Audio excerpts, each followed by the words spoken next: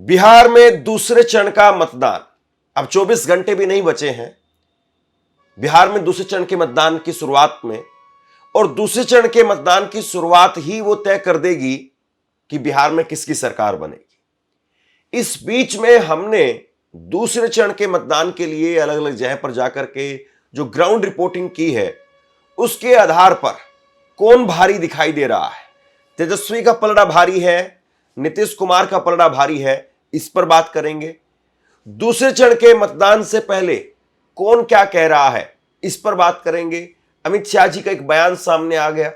अमित शाह जी कह रहे हैं कि हमारी 160 सीटें बनेंगी, बीजेपी की सरकार बनेगी, ये वो कह रहे हैं।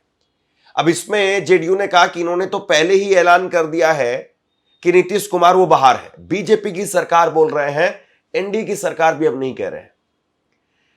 दूसरे चरण के मतदान में 12 मंत्री हैं, मौजूदा सरकार के 12 मंत्री हैं और 13 पूर्व मंत्री हैं। उनकी सीटों पर भी फैसला होगा। जीतन राम मांझी परिवार को जो 6 सीटें मिली हैं, वहां पर भी कल वोटिंग होगी। कांग्रेस के अध्यक्ष हैं राजेश राम, उनकी सीट, वहां पर भी कल वोटिंग होगी।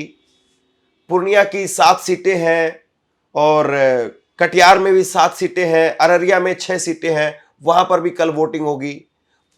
चंपारण सबसे अहम है। चंपारण में, पूर्वी चंपारण में 12 सीटें हैं, 9 सीटें हैं वो पश्चिमी चंपारण के अंदर, तो वहां पर क्या कुछ होगा वो महत्वपूर्ण है। मधुबनी की 10 सीटें हैं, गया में 10 सीटें हैं, सीतामढ़ी की 8 सीट हैं, भागलपुर में 7 हैं, रोहतास की 7 सीटें हैं और औरंगाबाद में 6 सीटें, नवादा की 5 सीटें, बांका में 5, सुपौल में 5, कैमूर में 4, जमुई में 4, किशनगंज में 4, जहानाबाद की 3 सीट और अरवल की 2 सीटें और शिवहर की 1 सीट है। इन सीटों पर कल वोटिंग होने वाली है। तो सबसे पहले मैं आपको यह बता देता हूं कि 2020 का जो पिछला विधानसभा का चुनाव हुआ था, उसमें कौन कितनी सीटें जीतने में कामयाब रहा था। तो ये आप नतीजे देखिए। 2020 में दूसरे चरण के चुनाव की अगर बात करें तो एनडीए के 66 उम्मीदवार चुनाव जीते थे। 66 विधायक एनडीए के बने थे, जिसमें बीजेपी के 42, जेडीयू के 20 और हम पार्टी के 4 जीतन राम मांझी के। दूसरी तरफ महागठबंधन, उनके 49 उम्मीदवार जीते थे। आरजेडी के 33, कांग्रेस के 11, भाकपा माले के 5, भाकपा के फिर उसके बाद में और माकपा के कोई इसमें विधायक नहीं जीते। एमआईएम के 5 जीते थे, बसपा और निर्दलीय उनको 1-1 सीट मिली थी, बाद में फिर वो आरजेडी में शामिल हो गए। तो कुल मिलाकर के कल की वोटिंग में 7,69,356 पहली बार के वोटर हैं जो 18 से 19 साल के रहेंगे। कुल वोटर कल जो वोट करेंगे वो 3,70,00,000 वोटर होंगे। उसमें 1,95,00,000 पुरुष हैं, 1,74,00,000 महिलाएं हैं। और कल के वोटिंग के लिए 122 सीटें हैं और 122 सीटों पर बीजेपी के 53 उम्मीदवार रहेंगे मैदान में, जदयू के 44 उम्मीदवार, हम पार्टी के 6, लोजपा चिराग पासवान के 15 और उपेंद्र कुशवाहा की पार्टी आरएलएम के 4 उम्मीदवार जो है वो मैदान में रहेंगे। वहीं महागठबंधन के 5 सीटों पर यहां पर फ्रेंडली फाइट है। 127 उम्मीदवार मैदान में होंगे, जिसमें आरजेडी के 71, कांग्रेस के 37, भाकपा माले के 6, भाकपा के 4 और वीआईपी की 8 सीटें और माकपा के 1 उम्मीदवार। और जन स्वराज के अगर उम्मीदवारों की बात करें तो 122 में से 120 सीटों पर जन स्वराज के उम्मीदवार कल मैदान में होंगे। लेकिन इससे पहले आरोप प्रत्यारोप का भी खेल चल पड़ा है। तेजस्वी यादव, उन्होंने एक वीडियो शेयर की है। तेजस्वी यादव ने कहा है कि प्रचार प्रसार खत्म हो गया है, लेकिन गृह मंत्री अमित शाह वो बिहार में बैठ करके फोन कर रहे हैं कि एक अधिकारी को फोन करके बता रहे हैं कि कब किस नेता को उठाना है, विपक्ष के किस नेता को उठाना है। यहां तक कि तेजस्वी यादव ने यह भी कहा है कि मुख्यमंत्री आवास से भी फोन जा रहे हैं और मुख्यमंत्री आवास से फोन करके कहा जा रहा है कि किस किस को कैसे कैसे परेशान करना है। पूरा बिहार जो है एक तरफा हो रखा है। बदलाव के लिए जो है मतदान कर रहे हैं लोग। चाहे बूढ़े हों, बुजुर्ग हों, माताएं बहनें, नौजवान युवा साथी, चाहे कोई जात के हों, कोई धर्म के हों, कोई वर्ग के हों, सब लोग जो है बदलाव के लिए वोट कर रहे हैं और इस बार बिहार में परिवर्तन तय है। इसी खलबली में एक बड़े नेता जो कई दिनों से बिहार में जो है डेरा डाल के बैठे हैं, भारत के गृह मंत्री, लगातार जो है अधिकारियों को फोन कराना, मिलना, निर्देश देना, ये सब वो काम कर रहे हैं। और आज शाम की हमको सूचना मिली है कि भाई मुख्यमंत्री आवास से भी जो है कई लोगों के अधिकारियों को जो है फोन जा रहा है और कई जगह कहाँ क्या डिस्टर्ब करना है, अपने अपने रेंज में वो अधिकारी कौन बूथों पे डिस्टर्ब करना है, कौन बूथों पे नहीं करना है, इस तरह का निर्देश जो है जा रहा है।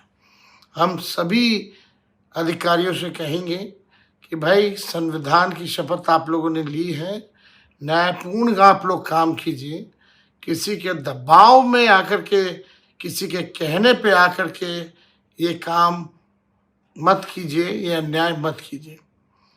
और जितने अधिकारी हैं उन लोगों को, रेंज के अधिकारियों को बुलाना, निर्देश देना। अब बीजेपी के लोग अब इसी काम में लगे हुए हैं। सीएम हाउस अब पूरा कौन कौन अधिकारी क्या क्या कर रहा है तेजस्वी को सब पता है और कई जानकारी जिन अधिकारियों को बुलाया गया है, फोन पे निर्देश दिया गया है, वही अधिकारी हमको सूचना उनमें से ही लोग दे रहे हैं। इस तरह का काम किया जा रहा है। बीजेपी, उनके बड़े कद्दावर नेता, पूरा सीएम हाउस इसी मैनेजमेंट में लगा हुआ है। किन किन नेताओं को रात में उठाना है, विपक्षी दलों को, जो विपक्षी दल के जो नेता हैं, किन किन लोगों को रात में उठाओ, कौन सा बूथ कब डिस्टर्ब करना है, ये पूरा जो है उसी सिस्टम से ये लोग जो है काम कर रहे हैं। लेकिन मैं सभी अधिकारियों से कहूँगा कि न्याय कीजिएगा। अगर अन्याय कीजिएगा तो इस बार सब लोग मुस्तैद हैं। पूरी बिहार की जनता एक पांव पे खड़ी है। कहीं कोई गड़बड़ करेगा तो जनता मुंह तोड़ जवाब देने के लिए तैयार है। जय बिहार, जय महागठबंधन। अब तेजस्वी यादव जो आरोप लगा रहे हैं उसमें कितनी सच्चाई है, जरा आप ये देखिए।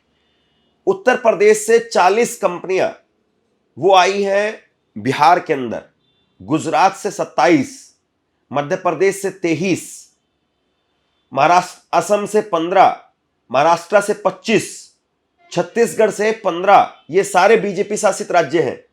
राजस्थान से 10, मिजोरम से 8, हरियाणा से 8, नागालैंड से 15, मेघालय से 7, गोवा से 6, त्रिपुरा से 5 और उत्तराखंड से 4, कुल 208 कंपनियां वो बिहार के अंदर आई हैं जो बीजेपी शासित राज्यों से।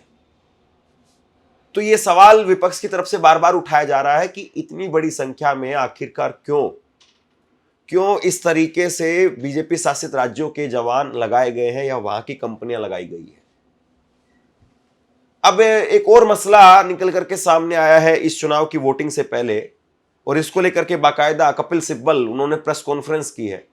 कपिल सिब्बल ने प्रेस कॉन्फ्रेंस की है और वो प्रेस कॉन्फ्रेंस करके वो बता रहे हैं बाकायदा कि एक ट्रेन वो करनाल से चलती है, पटना के लिए 1500 यात्री हैं। एक ट्रेन करनाल से हरियाणा से और चलती है। करनाल सीएम सिटी है, मुख्यमंत्री का क्षेत्र है, और मुख्यमंत्री कह रहे हैं कि मैं तो बिहारी हूं, हरियाणा के मुख्यमंत्री।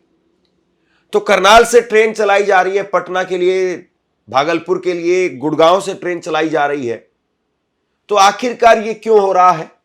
जबकि सच्चाई ये है कि मॉडल कोड ऑफ कंडक्ट यानी आचार संहिता वो कहती है कि आप किसी को रिक्शा लेकर के किसी को किसी मोहल्ले में किसी के घर से और उसको आप पोलिंग स्टेशन तक यानी मतदान केंद्र तक भी नहीं ला सकते हैं, और यहां तो स्पेशल ट्रेन लगा करके लाया जा रहा है। 3 नवंबर 2025 में एक ट्रेन चली 10 बजे सुबह। वो ट्रेन करनाल से चली और पानीपत से होते हुए बरौनी गई। इसमें 1500 लोग थे। ये हमें जानकारी है, मिली है जानकारी। एक और ट्रेन चली 11 बजे उसी दिन 3 नवंबर, वो भी करनाल से चली और वो वाया पटना भागलपुर गई। उसमें भी 1500 लोग थे, ये भी हमें जानकारी मिली है। एक तीसरी ट्रेन चली 3 बजे और एक चौथी ट्रेन चली वो भी 4 बजे, और दोनों वो ट्रेन 3 और 4 की गुरुग्राम से चली और पटना होती हुई भागलपुर गई। तो इन 2 ट्रेन में लगभग 3000 लोग थे। तो अगर आपको गिनती करिए चारों ट्रेनों की, तो लगभग समझ लीजिए कि 6,000 लोग थे। तो 6,000 लोग, ये अब सवाल ये उठता है कि ये लोग चुनाव में, या तो ऐसा है कि भाई केवल हरियाणा में ही स्पेशल ट्रेन चलने की ज़रूरत है कि क्योंकि ये 6,000 लोग बिहार से हैं तो वहाँ जाकर निश्चित रूप से वोट करेंगे, या तो ये है या इनको भेजा गया है। 2 ही बातें हो सकती है ना। तो अगर तो ये हैं जो जेन्युइन वोटर हैं, फिर तो अपने ट्रेन लेकर खुद जाएंगे, फिर तो उनको ज़रूरत नहीं है कोई स्पेशल ट्रेन की। और अगर वाकई में वहाँ गए हैं, जो उनका प्लान है, जिस वजह से वहाँ पहुँचाया गया है, तो आपको भी मालूम है और हमें भी मालूम है, ये धांधलेबाजी तो होती रही है। इन सब के बीच में जमीन पर माहौल क्या है? अगर बीजेपी वाकई संसाधनों को जुटा रही है या संसाधनों से वोट जुटाने का प्रयास कर रही है, तो क्या वाकई जमीन पर भी चीजें बदल रही है? जमीन पर हालात दूसरे दिखाई दे रहे हैं। हम लगातार बीजेपी के, आप ये कहिए कि दबदबे वाले क्षेत्र में लगातार रिपोर्टिंग करते हुए आगे बढ़ रहे हैं। चंपारण की 21 सीटें हैं, वहां पर भी तकरीबन बीजेपी का दबदबा आप कह सकते हैं। सीतामढ़ी में भी आप बीजेपी का दबदबा कह सकते हैं। फिर उसके बाद में मधुबनी में 10 में से 8 सीटें बीजेपी के पास में है, जेडीयू के पास में है। लेकिन यहां पर भी माहौल बदला हुआ नजर आ रहा है। सीतामढ़ी में भयंकर नाराजगी थी लोगों की, और कल बीती रात को ही हम मधुबनी में रिपोर्टिंग कर रहे थे, और मधुबनी में आप देखिए कि किस कदर गुस्सा है लोगों में। लोग अपने से टिकट करवा करके दूसरी जगह से आ रहे हैं, और वो भी जनरल क्लास के टिकट करवा करके, परेशानी उठा करके। मधुबनी का स्टेशन है रेलवे स्टेशन, और रेलवे स्टेशन पर नाम आप नहीं पढ़ पाएंगे क्योंकि नाम मिट गया है, जर लगा हुआ है, पुराना जंग लग गया है। मधुबनी शहर में है, जिले में है। ये मधुबनी शहर है, जिला है, और यहाँ पर बोतल में पेट्रोल बिक रहा है। तो यहाँ पेट्रोल कम है क्या? कम पेट्रोल पंप है क्या? एक पेट्रोल पंप, एक पेट्रोल पंप है, लेकिन ये तो जिला भी है, शहर भी है। तो यहाँ पर एक ही तो पेट्रोल पंप है। फिर ये ऐसे ही बिकता है खुला पेट्रोल? खुला ही बिकता है, पूरा मधुबनी में खुला पेट्रोल बिक रहा है, पूरा मधुबनी में। देखिए सब जगह टंगा हुआ। देखिए यहाँ से देखिए, हमने रास्ते में देखा है। हाँ, वहाँ वो 2 बोतलें टंगी हुई है। हाँ, वहाँ पर भी हमने रास्ते में बहुत देखा है। 7 बजे के बाद बंद हो जाता है। जिला है मधुबनी, और उसमें 7 बजे पेट्रोल पंप बंद हो जाता है। रेडियो पर पेट्रोल बिकता है।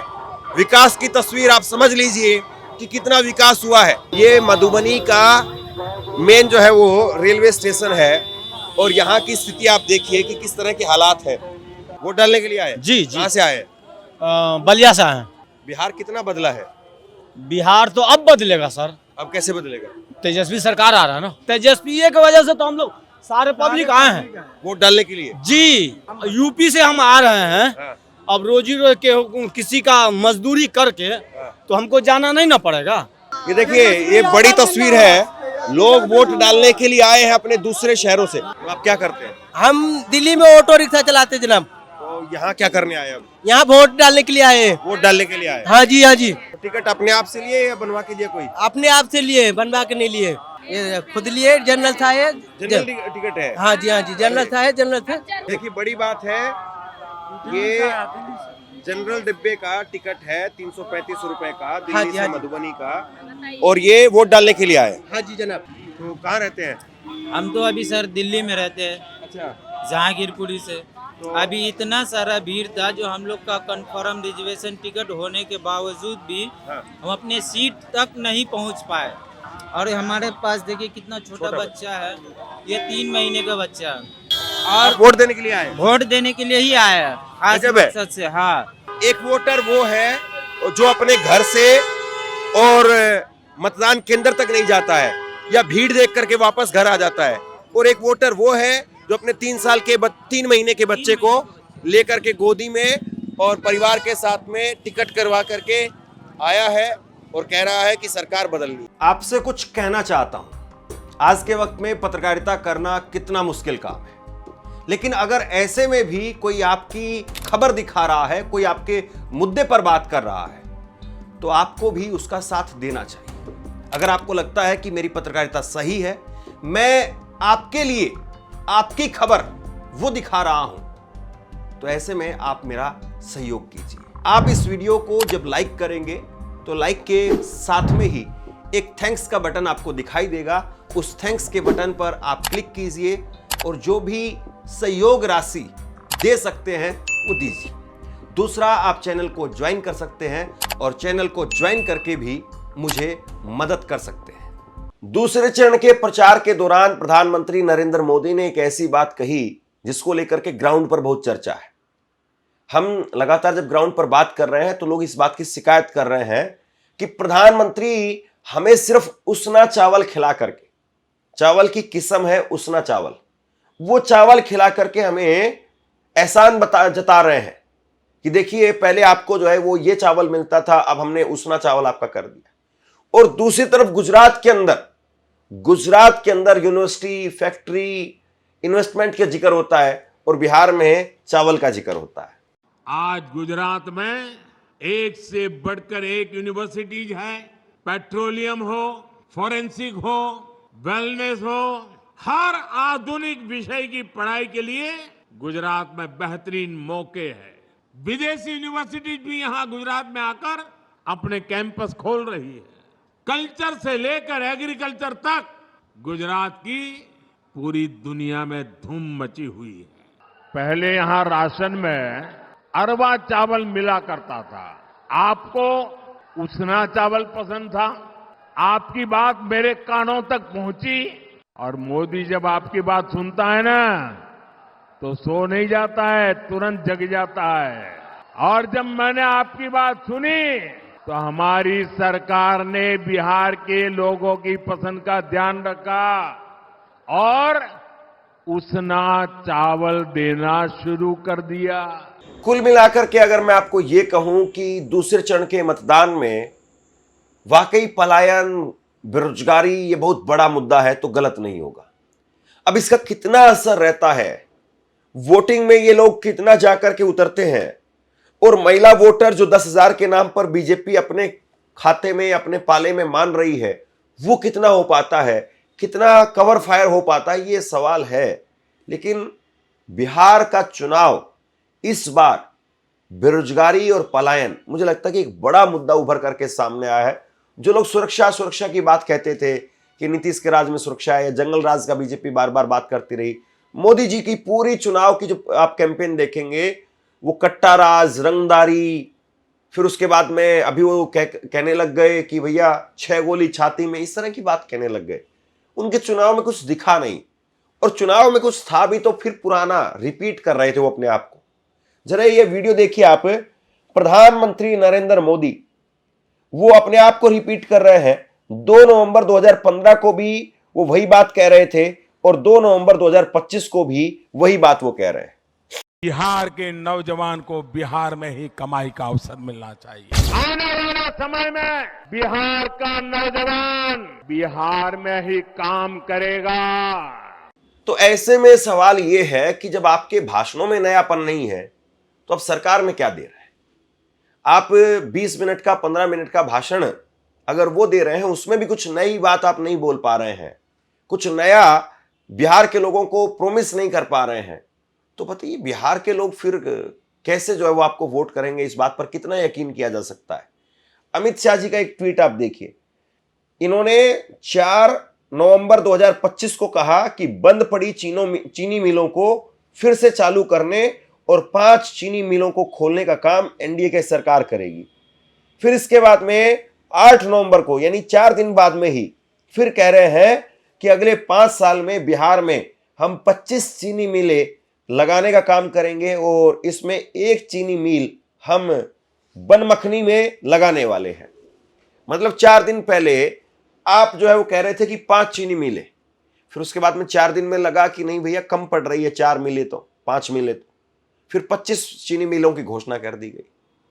तो क्या इस तरीके के चुनाव से आप बिहार में या बिहार का जो वोटर है या सोशल मीडिया जितनी मजबूत हुई है उसके जरिए जो माहौल लोगों तक जमीन पर पहुंच रहा है, क्या वाकई संभव है कि बीजेपी फिर से सरकार बना पाए?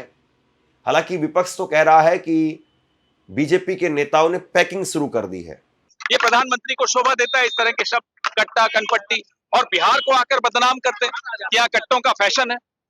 माफी मांगनी चाहिए प्रधानमंत्री को। वैसे आप लोगों को मालूम होगा कि कई लोग, कई मंत्रियों ने पैकिंग शुरू कर दी घर खाली करने के लिए, और सुना है फाइलें भी गायब की जा रही। आजकल में अगर किसी सरकारी भवन में आग लग जाए तो समझ लीजिएगा कि सब कुछ चुराया जा रहा है, सबूत मिटाए जा रहे हैं भ्रष्टाचार के। अब आप आज पता लगाइए कि कौन कौन सा मंत्री और उप मुख्यमंत्री है जो अपना घर खाली करने के लिए पैकिंग कर रहा है। जरा देखिएगा, आज ये अच्छी खबर है। वोट चोरी को लेकर के लगातार सवाल, यहाँ फाइलें चोरी हो रही हैं, आप कह रहे हैं वोट चोरी नहीं होने देगा बिहार। सवाल हमारे वाजिब है, रोज उठा रहे हैं। वीवीपैट की पर्चियां कूड़ेदान में मिल रही हैं और चुनाव आयोग जवाब नहीं दे रहा। लेकिन बिहार और बिहार का सजग मीडिया वोट चोरी नहीं होने देगा।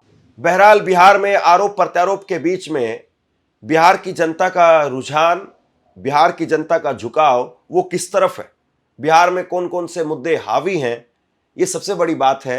लेकिन मैं आपको इतना जरूर कह सकता हूं कि बिहार में चुनाव वो नहीं है जो टीवी पर आपको दिखाया जा रहा है। इस बार चुनाव में बेरोजगारी, पलायन सबसे बड़ा मुद्दा बनकर के सामने आया है। 10,000 रुपए बीजेपी ने जरूर दिए हैं, लेकिन उसके बावजूद 10,000 रुपए को लेकर के वो माहौल नजर नहीं आ रहा है जिसको लेकर के टीवी और बीजेपी दोनों गदगद हैं। तो उस तरह का माहौल तो नजर नहीं आ रहा है। अभी आचार संहिता है, 11 तारीख को कल वोटिंग की जो है वो शुरुआत होगी सुबह, और फिर उसके बाद में शाम को 6-7 बजे हम एग्जिट पोल आपको दिखाएंगे और एग्जिट पोल में बताने की कोशिश करेंगे कि कहां पर क्या स्थिति हो सकती है, बिहार में क्या कुछ माहौल इस बार दिखाई दिया है। तब आपको सही सही तस्वीर जो है वो बताने की कोशिश करेंगे। बहरहाल अभी तो मुद्दे हैं और मुद्दों के जरिए आप समझिए कि बिहार में कौन कितना भारी है। शेयर कीजिए इस खबर को, और आप क्या सोचते हैं नीचे कमेंट बॉक्स में लिख करके जरूर बताइए। धन्यवाद।